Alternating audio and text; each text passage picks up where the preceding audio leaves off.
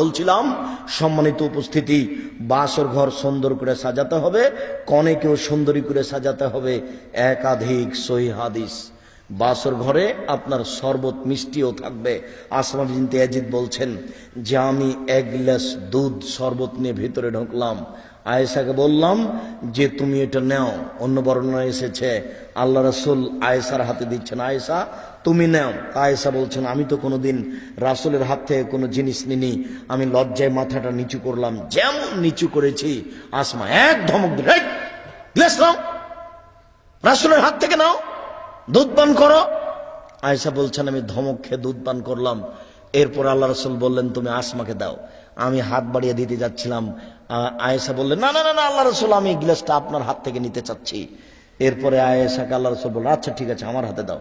আল্লাহ রাসূল গ্লাসটা নিলেন হাতে। এরপরে আল্লাহ রাসূলের হাত থেকে আসমা নিলেন। আসমা ওখানে মুখ লাগিয়ে দুধ পান করলেন শরবত, যেখানে রাসূল সাল্লাল্লাহু আলাইহি ওয়াসাল্লাম মুখ লাগিয়ে দুধ পান করেছিলেন। এটা হবে বাসর ঘরের প্রথম কাজ। এরপরে মাথায় হাত দিয়ে আপনি দোয়া পড়বেন, আল্লাহুম্মা ইন্নী আসআলুকা খাইরাহা ওয়া খায়রা মা জাবালতা আলাইহি ওয়া আউযু বিকা মিন শাররিহা ওয়া শাররি মা ফিহা ওয়া শাররি মা জাবালতা আলাইহি।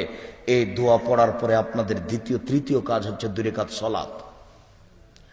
আপনি আগে দাঁড়াবেন, আপনার স্ত্রী পিছনে দাঁড়াবে। স্বামী স্ত্রী কোনো সময় পাশাপাশি দাঁড়িয়ে এক সালাত আদায় করতে পারে না। স্বামী স্ত্রী কেন মা দিয়েও হবে না, মা কেন দাদি দিয়েও হবে না, দাদি নানি মা কেউ পাশাপাশি দাঁড়িয়ে এক সালাত আদায় করতে পারে না। তবে আপনি আপনার নিজের সালাত আদায় করছেন, আপনার স্ত্রী তার নিজের সালাত আদায় করছে, তখন পাশাপাশি দাঁড়াতে পারেন। কথা বুঝতে পারলেন না মনে হয়? নিজ নিজ সালাত আদায় করছেন তখন চলবে। 2 রাকাত সালাত আদায়ের পরে লম্বা দোয়া। এরপরে আপনি দাম্পত্য জীবনে যাবেন। রাসূল সাল্লাল্লাহু আলাইহি ওয়াসাল্লাম বলেন ইজা আতা আহাদুকুম আহলাহু ফালিয়াকুল বিসমিল্লাহ আল্লাহুম্মা জান্নিবনা শায়তানা জান্নিবিশ শায়তান মা রাযাকতানা। হে আল্লাহ তোমার নামে আমরা সাংসারিক জীবনে যাচ্ছি, তুমি আমাকে আর আমার স্ত্রীকে শয়তান থেকে রক্ষা করো। এর মাধ্যমে যদি আমাদের কোনো সন্তান দান করো তাহলে তুমি তাকে শয়তান থেকে রক্ষা করো, যেন শয়তান তার কোনো ক্ষতি করতে না পারে।